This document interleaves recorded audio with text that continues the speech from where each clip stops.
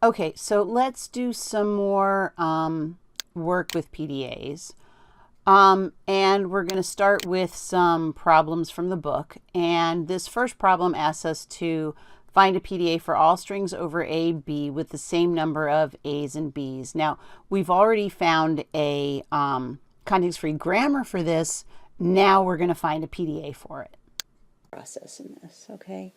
And so what I'm going to think about is I have to have the same number of A's and B's, but at any given time, I might have the same number, in which case I could accept, or I might have more A's, or I might have more B's, right?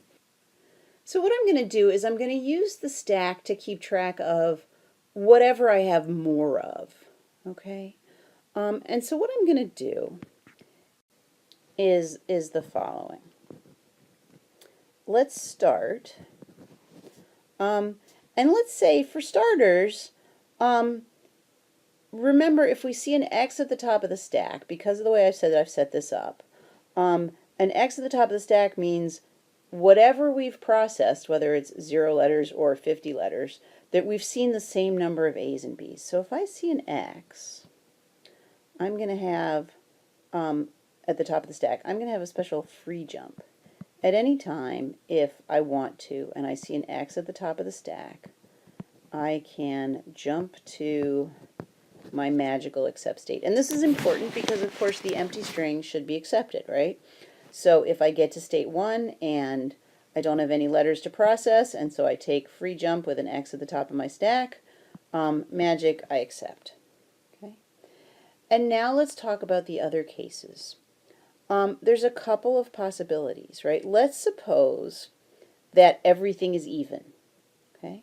And if everything is even, right, so we have the same number of A's and B's so far. Maybe I'll write kind of a list, right?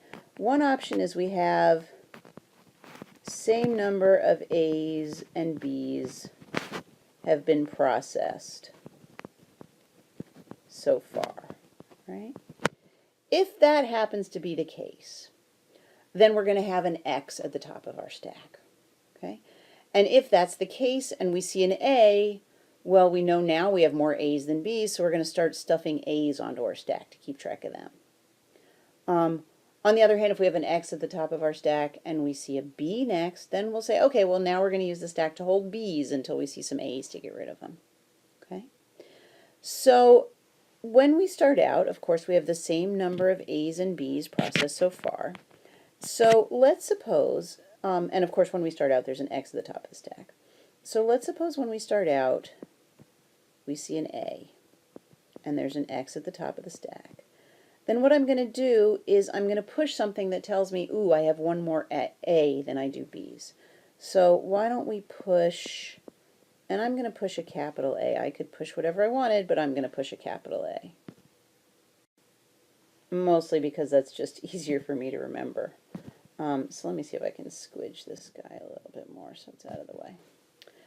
All right, so what I'm going to do is, and if I see more A's after that, let's push more A's on the stack. So if I see a little A and there's a big A already at the top of the stack, I'll push another A. All right. So as long as I keep seeing A's and I have more A's than B's, I'm just going to pile up those A's. So, you know, maybe my stack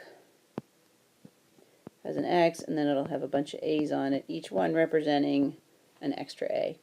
At some point a B is going to come along, we hope, if we're going to accept this.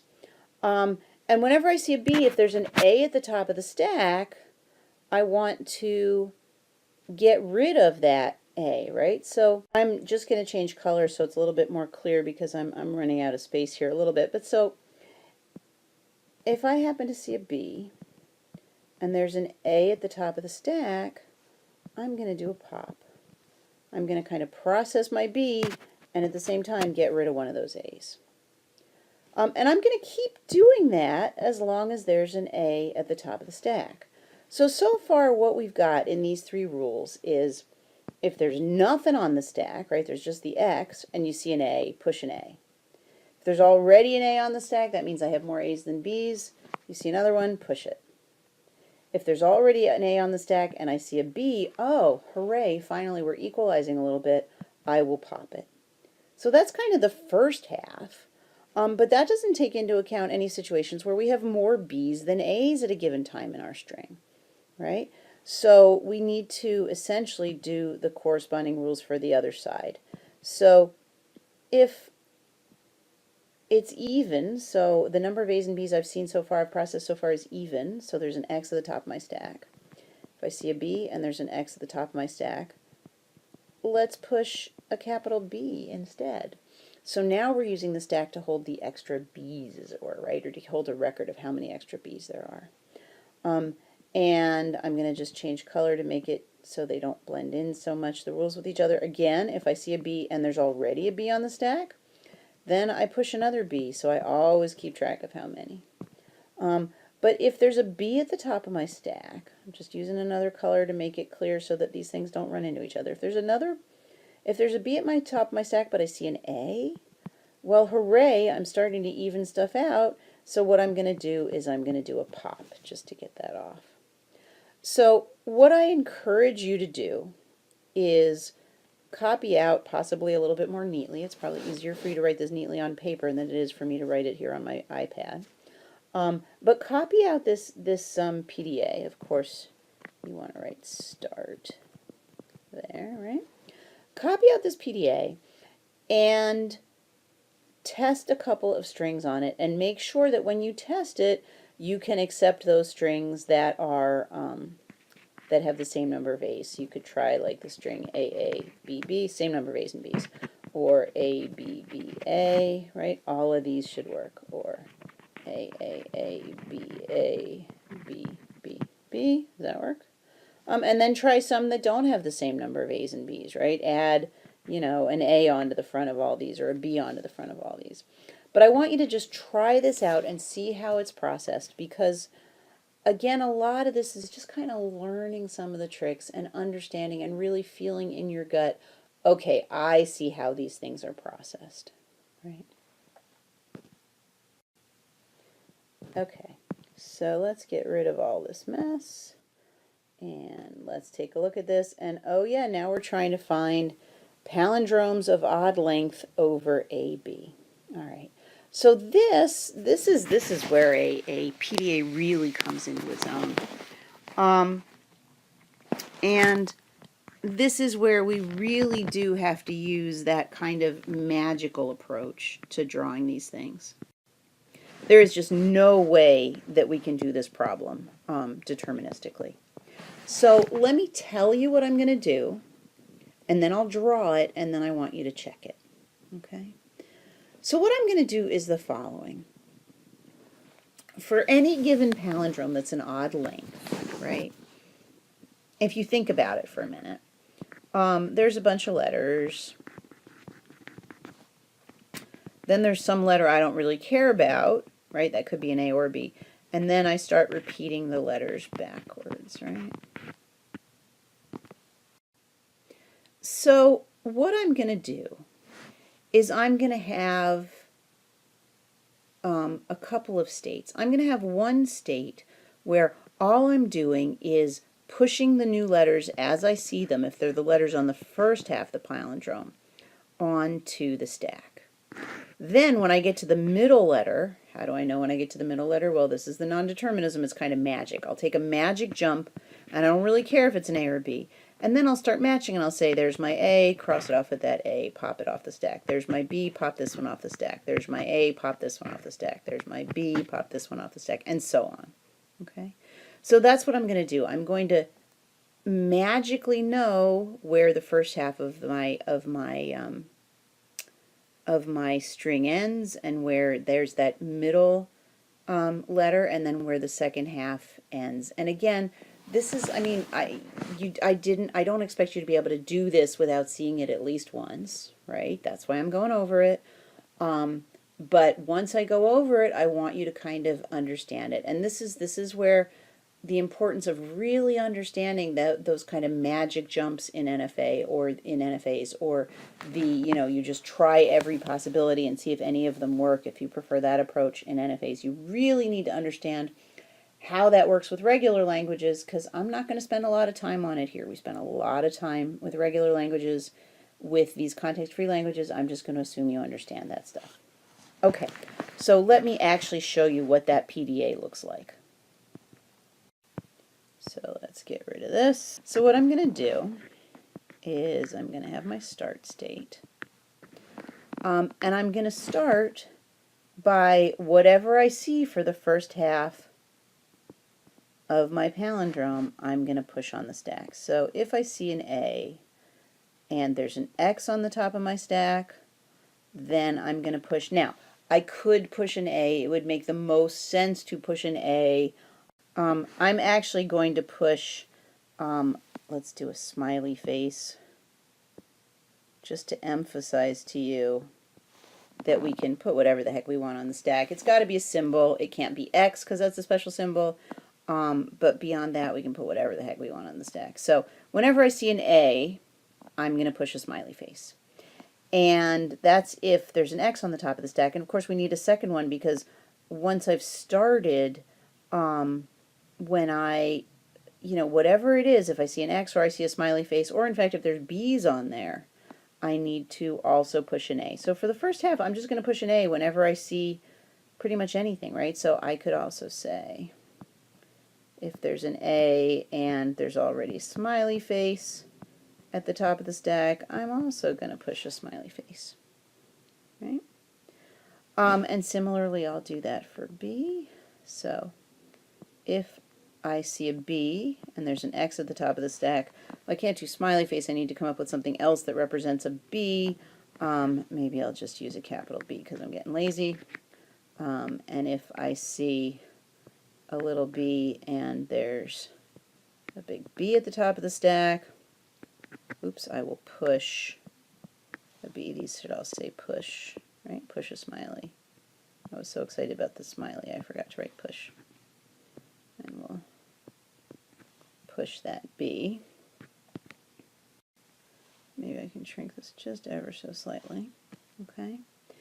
Now, of course, I might not see just A's or just B's, right? This isn't the same as the other problem. So, if I see an A and there's already a B on the stack, I also want to push a smiley, right? To say, oh, look, I found another A. So maybe I'll use another color here just so you can see it all in there. Though actually, let's fix this arrow. That's my start arrow, and I never labeled it. So if I see an A and there's a B at the top of the stack, I also just want to push another smiley face to indicate, boy, I saw another A. It's a smiley face, I know you can't tell. And similarly, down here, if I see a B and there's already an A on the stack, I'm going to push a B. Now, this is getting really, really messy, and computer scientists, we all love our shortcuts, so I'm going to show you a shortcut notation for PDAs that make our lives much easier. What I'm going to do is I'm going to take this whole thing and shove it up in the corner, and let me just start from scratch again. Okay, so here's my start, state 1, and what I'm going to do is I'm going to write the following. If I see an A, no matter what's on the stack, and that's supposed to look like a question mark, I am going to push that smiley face. And if I see a B, no matter what's on the stack, I'm going to push the letter B. Right? So my stack, if my string started out as A, B, B, and then maybe my little middle letter is A, and then I have B, B, A, then I would end up with pushing for these first three. I would push a smiley face, oops, there's an X at the bottom, smiley face, and then a B, and then a B. Right? Then when I see that middle letter, I'm going to transition to state 2. And for that middle letter, I'm just going to change colors again to make it a little bit easier to see. If I see an A, I don't really care what's on the stack. I'm going to do a no-op. And also, if I see a B, I don't really care what's on the stack. I'm going to do a no-op, right? And then when I get to state 2, so now I'll process that A, I'm going to start doing the matching. So I will see this B, and I'm only going to pop it if I see another B. I see the B, I'll pop it if it's a B. See an A, only pop it if there's a smiley face. And if I'm left with an X, then I know I've got my odd palindrome, right? Okay, so at this point, if I'm at state 2, if I see an A, and there is a smiley face at the top of the stack, then I will pop because they match. And if I see a B, and there is a B at the top of the stack, then I will pop because they match. And finally, if I get to the end, right, so it's a free jump, so I can take it at any time, but if I see an X at the top of the stack, I'm going to do a no-op and go to state 3, right? And so again, what I want you to do is to take a look. Let me just cross this off because that was our kind of example, and I don't want you to get confused with our example here, but I don't think I can split it to shrink it. All right, and let me just get this guy way out of the way. So what I want you to do again is to just take this picture that we've drawn here, right, this PDA, and I want you to try a bunch of palindromes and make sure you can walk through them and you can see, oh, here's a palindrome of odd length, I see that this works. Here's another palindrome of odd length, I see it works. Here's a string that is maybe a palindrome of even length, it doesn't work. Or here's a string that's not a palindrome of any sort, it doesn't work. I don't end up, and remember, we only accept if you end up at an accept state and you've processed all the letters in your string. That's the key. So I really want you to try and see if you can try out this. Just test this PDA on some examples and see if it works. Or rather, convince yourself that it works. Okay, so let me just clean up the screen a little bit. And let's do one more problem.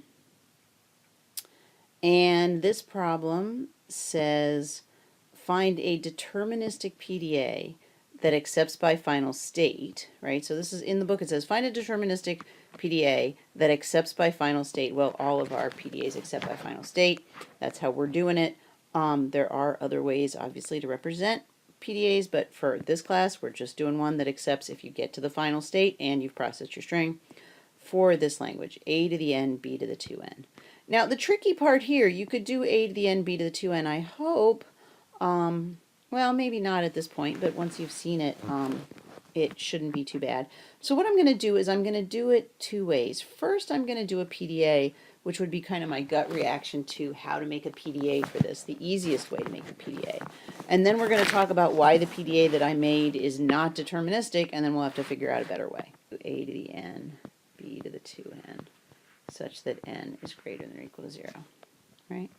So the logic that I would use, the way I would think about this, if I were doing this, and I weren't worrying about deterministic, non-deterministic, is I would say, okay, well, every time, I need to keep track of how many A's I have, so I'm probably going to push A's on the stack.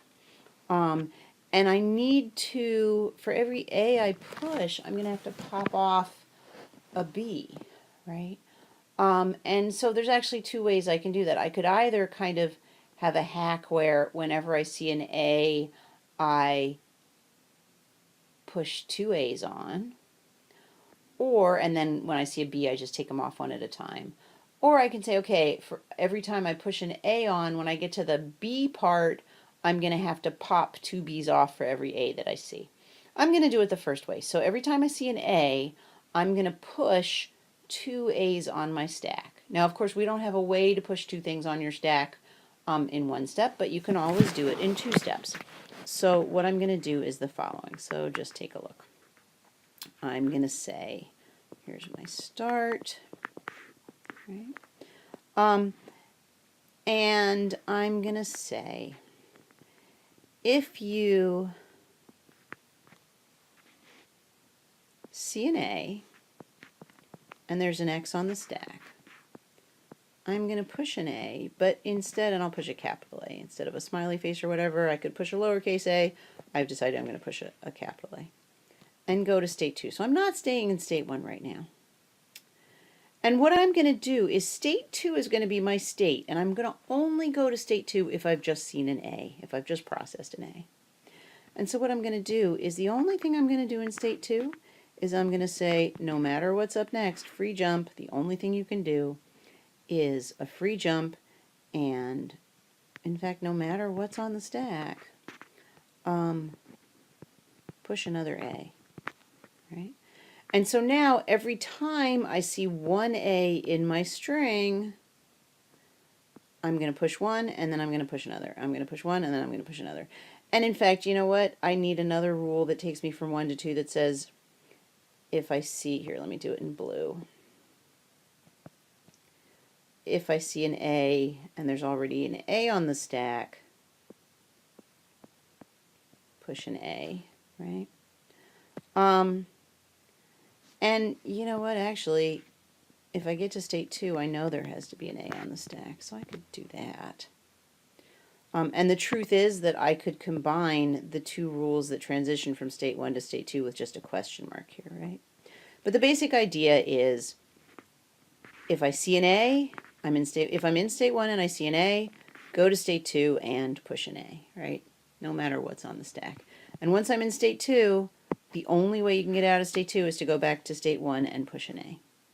So I'm going to keep doing this, pushing 2 A's at a time whenever I see 1 A, until I've got all my A's pressed. And then I'm going to have a transition to my deal with the B's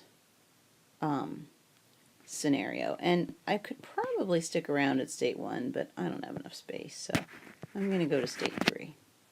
So if I see a B, there darn well better be an A on the top of the stack, and I will pop.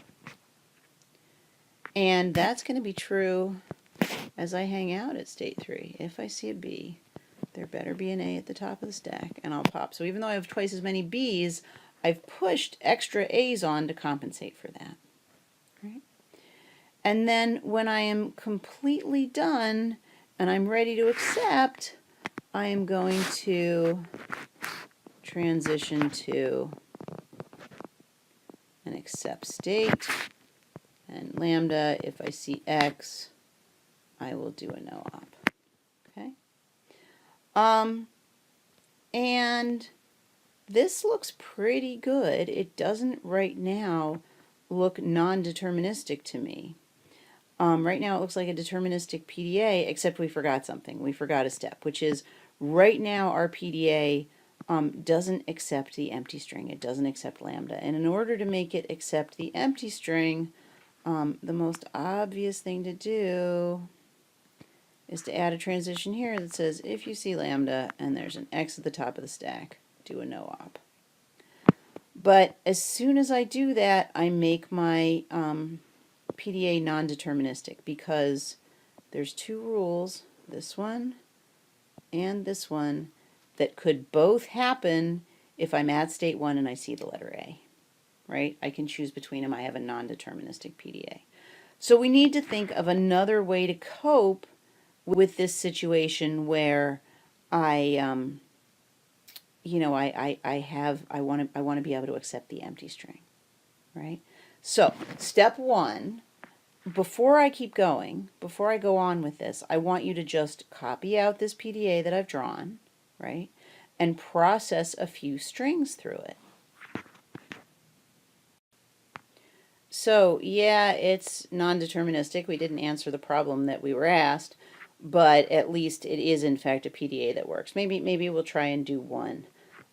So let me just show you. I'm going to have to shrink this a little bit so I have some space to work. Let's see if this works. All right, so there's my PDA. And let's suppose that we see, let's suppose we see the string let's do two. Let's do one that works and one that doesn't. We see A, 1, 2, 3, 4 B's, right? We're going to start with our stack with an X at the bottom. And it would be legal for me to follow this, but then I'd get straight to state 4 and I'd still have things to process, so I wouldn't accept. So it wouldn't be in the language. So let's take the other option, which is I see an A, and there's an X on the stack, this guy, so I'm going to push an A. So I process that, I push an A. Now I'm at state 2, and I have to take this free jump, which says no matter what, if you see an A at the top of the stack, just push another A. So I do that, and I don't consume any more letters.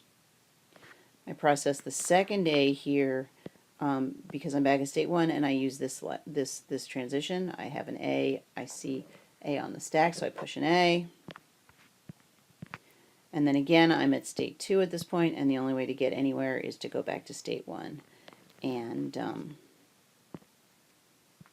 push another A, right? At this point, I see a B, and the only thing I can do to get out of 1 on a B is to take this transition, which says if I have a B and I see an A at the top of the stack, pop. So I will process that and pop. I'm now at state 3, and I don't see an X, so the only thing I can do is take this BA pop. So I process my B, I see the A at the top of the stack, I pop it. I'm going to do that again from state 3, and again from state 3. And now, finally, I'm in a situation where there's an X at the top of the stack, so I can take this guy. And in fact, that's the only legitimate move I can take out of state 3 now. So I end up in state 4, which is an accept state, and I have processed everything in my string. In contrast, if I had, let's say, the string A, B, B, B, right? More B's than I should, right? Then what'll happen is I will be starting my stack with an X, but I will process this A, putting an A as the transition from state 1 to state 2, another A is the transition from 2 to back to 1. Then I'll process the B and go to state 3, popping this. I'll process the B, go to state 3 again, popping this. And then I'm in a situation where I'm at state 3, I see a B, but there's an X at the top of my stack, so I'm stuck because there's nowhere I can go from state 3 if I see a B and an X at the top of my stack, right? I mean, I could take this jump if I want, right? I guess that's that's what I have to do is I end up at state 4, but now there's nothing I can do and I can't process that B, so it does fail, okay? So this was all well and good, but again, remember that these two yellow states that I've circled, right, or transitions, make it a non-deterministic PDA, and this problem asked us for a deterministic PDA. So we need to have some way that we accept the empty string and yet still can deal with the fact that we need a deterministic PDA. And it turns out it's not going to be too hard. So let me just clean this up, and let's try and do it again deterministically now. So the thing that hung us up before was that lambda transition from the beginning where we saw an X, because we also need to deal with if we see an A and an X. So what I'm going to do is just another kind of a hack. I'm going to say if you get to state 1 is now going to be an accept state. So I will accept the empty string just by virtue of arriving at state 1. And now what I'm going to do is I'm going to leave state 1 pretty much immediately, right? If I don't have the empty string, then what I'm going to do is, obviously if I don't have the empty string, the only way I can accept is if I see an A and an X, and I will push an A, right? And that'll take me, I guess, to state 2. And remember we had this push 2 A's in a row. Well, we can do that right now just by saying, you know what? The only way I'm going to let you out of state 2 is I'm going to say there's only going to be one transition out of state 2, and it's going to be free jump if there's an A on the top of the stack, push an A, right? and that'll take us to state 3. And now what we'll do is so basically instead of looping back to state 1 when we saw our A's, so processing pushing A, we're going to do that between states 2 and 3. Okay, so what I'm going to do, I'm just going to change color so it's easier to read, is at this point, if I see another A I need to process and there's an A on the stack, there can't be an X because I've already processed 1, then I will push an A, and that'll send me to state 2, where the only way out of state 2 is if I see that lambda. Now, if I'm at state 3, sorry, not if I see that lambda, of course, is there's only one transition out of state 2, and it's just an automatic, you know, as long as there's an A on the top of the stack, you can push an A. So at some point, I'm going to see the letter B, and so I'm going to make another rule again. I'm going to change colors just so you can keep track of what's going on. That takes me to state 4 that says if I see a B and there's an A on the stack then what I will do is I will pop that A, and I'll do another loop here to keep up that process. If there's a B and I see an A, I will pop that A. Oops, I'll just say pop. Sorry, we just say pop. Not pop A, we just pop what's on the top of the stack. We just happen to know it's an A. And then finally, if we've processed everything again, I'm just changing color to make it easier to follow my picture here and see what I'm writing. We'll have an except state here that says if I see an X at the top of the stack at any time, I can take this free jump and do a no-op to state 5. But notice now, yeah, I have a couple of lambda transitions in here, but in any given state, there's no way I have a choice, right? So this lambda transition here, from 2 to 3 is the only transition from 2 to 3. So if I want to keep progressing, I need to take that one. And out of state 4, there are 2 options to get out of state 4. One option I can only take if there's an A at the top of the stack. The other option, which is my lambda option, I can only take if there's an X at the top of the stack. So if you look at this whole PDA that I've just drawn, it's a deterministic PDA. There's no magic, no nothing. No matter what you do, at any given time, you only have one potential choice. And of course, if there's too few A's and I end up seeing an X too early and I take this jump, I'll still have letters left in my string, so I won't be able to accept. I'll be in an accept state, but there'll still be letters in my string, so the string is not in my language. Okay, 2 more examples, and then quite a few more slides, but they'll be much quicker. Okay.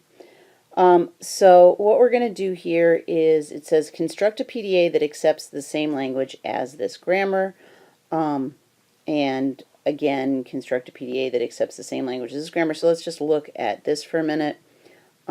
This grammar looks to me like the language A to the N, D, B to the N, such that N is an element of N, right? So you should look and confirm that you believe that.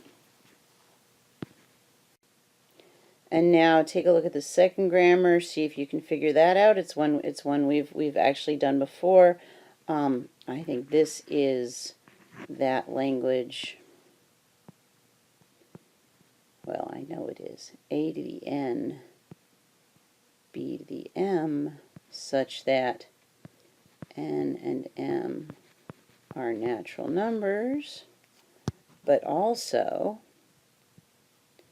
all right, and N is greater than or equal to M. Okay?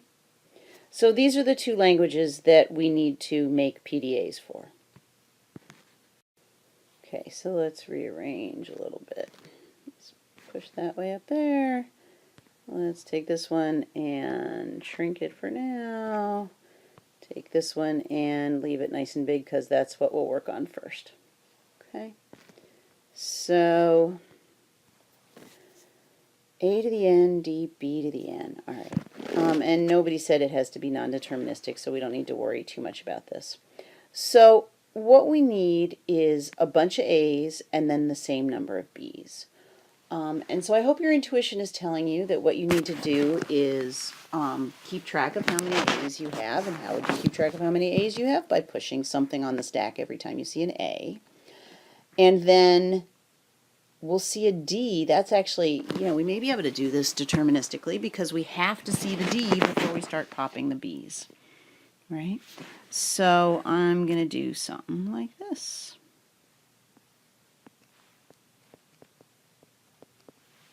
I'm going to start, and every time I see an A, and I'm going to use a question mark here, no matter what's on the stack, it could be an X, or it could be whatever I'm about to decide to push. I'm going to push, and let's push, just for fun, let's push a Q. So you understand, you can have anything that you want to use on the stack, except for X, right? X is the only symbol that we know means our kind of stack is almost empty symbol, so we don't want to use an X. But, all right, so as many A's as I see,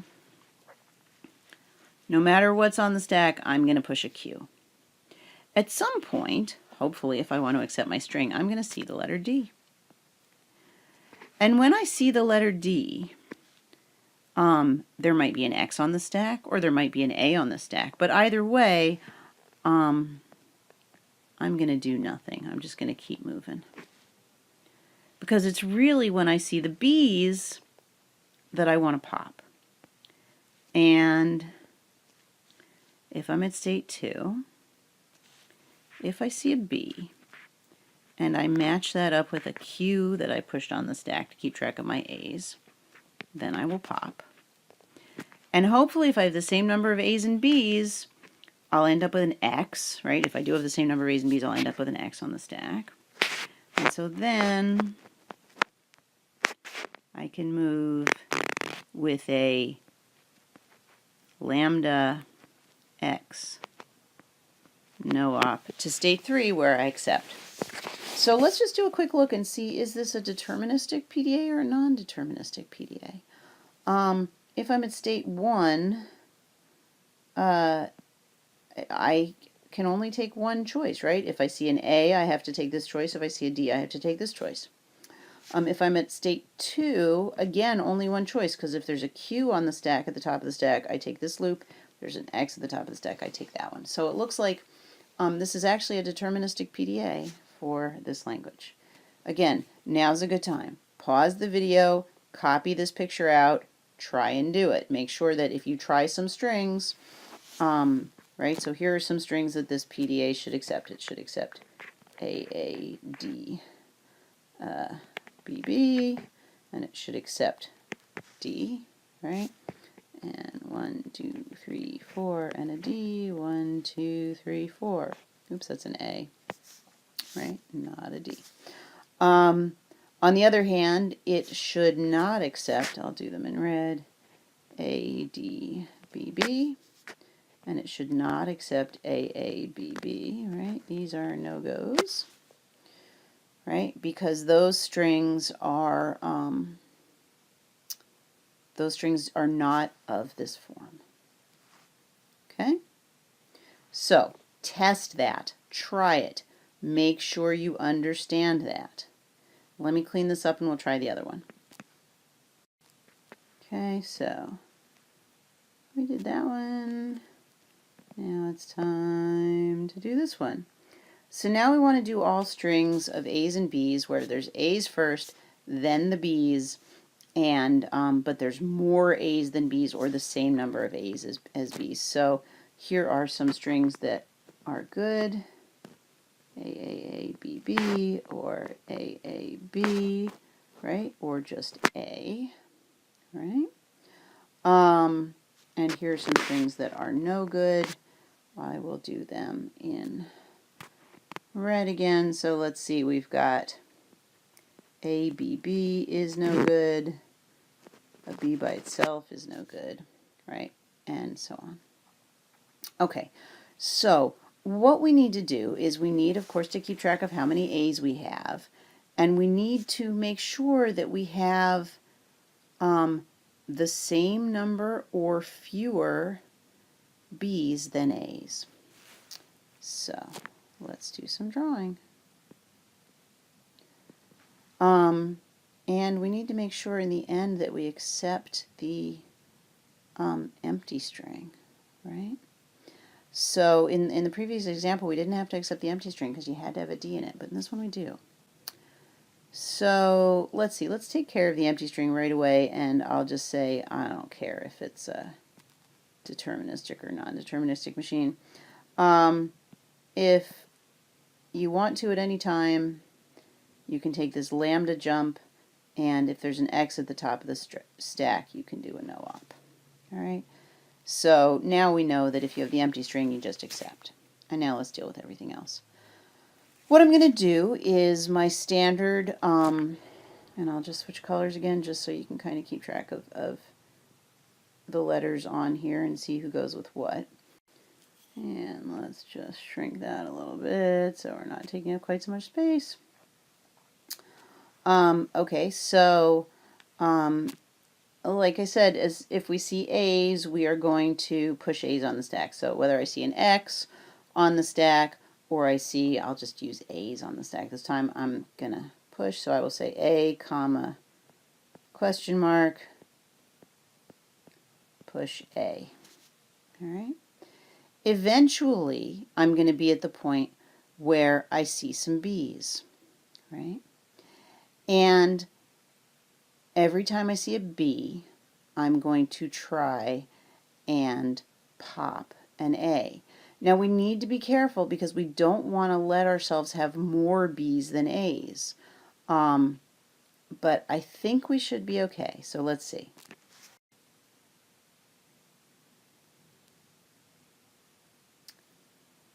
I think what we can do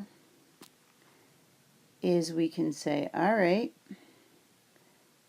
if I see a B and there's an A on the stack, I will pop it. All right. And at this point, if I process all the B's and there's still an A on the stack, I still want to accept, right? So I can have a jump here that says, a lambda jump that says, if there's an A on the stack, I can do a no-op. Now the question is, I think this might be right. I think this might be the whole thing. I just want to check and make sure that I'm not going to accept a string like ABB that has too many B's, right? So let's see what happens if I have ABB. Let's just trace that one. So let's suppose I have my stack with an X on the bottom of the stack. And let's just see what's possible when I see that first A. When I see that first A and I'm in state 1, there's two moves I could possibly make, right? One is I take state 1 and I transition to state 2 using this lambda, but then I'm stuck at state 2 and I haven't processed all my letters, so I don't accept, so that's okay. The other is I take this loop, so let's do that. So I process the A and I push an A. At this point I see a B. And there's an A at the top of my stack, so the only transition I can take out of state 1 is, oh no, there's an A at the top of my stack, so I could take this transition or this one. If I take this transition down to state 2 at this point, well, I still have unprocessed letters, so I don't accept, so that's good. So I'll take this one, B, comma, A, pop. So I will process my B, and I'll pop. And now I have another B, and I'm at state 1 still. So I have a B, and there's an X at the top of the stack. So this loop doesn't work for me. This loop doesn't work for me. The only transition, and this one doesn't work for me because I don't have an A.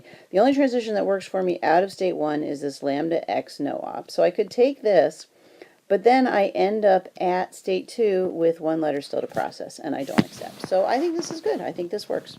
I think this is my PDA for this language here. Heads up, we are going to be skipping some of the material in the textbook that talks about PDAs. We're going to skip the section on equivalent forms of acceptance. What you actually just need to know is that you can describe a PDA in a bunch of different ways, and that's equivalent to the model that we're using. So you could talk about a PDA that doesn't have any accept states, but that accepts if the stack is empty, right? And the other thing you need to know is the set of languages that are context-free is exactly the same set of languages accepted by PDAs. So just like when we were talking about DFAs and NFAs and regular languages, they were all kind of equivalent. PDAs, languages that can be accepted by a PDA, same set as the languages that are context-free. And we're not going to do it, but you won't be shocked to hear there are algorithms that'll turn a PDA into a context-free grammar and algorithms that'll turn a CFG, a context-free grammar, into a PDA, just like we did turning the regular expressions into NFAs and NFAs into regular expressions.